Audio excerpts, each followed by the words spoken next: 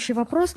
У 421 гражданина, которые прибыли из Соль-Илецка и которые были отпущены на домашний карантин, у всех ли результаты анализов первого и второго были отрицательные? Вот можете рассказать об этом? Да, 474 из 541 прибывшего из Соль-Илецка отрицательные результаты. Двукратные результаты были отрицательные, соответственно, вот и принято решение, что их можно отпускать. Это сделано по алгоритму и по решению республиканского штаба, потому что пришлось двукратное лабораторное тестирование им делать, потому что достаточно долгое время наши люди находились в не очень благоприятных условиях, находились на границе, связано было и с переездом, и в связи с этим было вот такое решение сделать 2 раза лабораторное обследование, тестирование,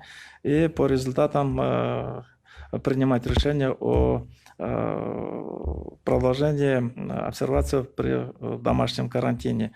Соответственно, вот такие результаты мы получили. 104 человека дали положительный результат на сегодня, и мы выявили, думаю, что всех заразившихся, и, соответственно, мы обезопасили остальных от дальнейшего заражения. И сегодня все меры по предотвращению распространения из этой группы, думаю, мы приняли все необходимые меры.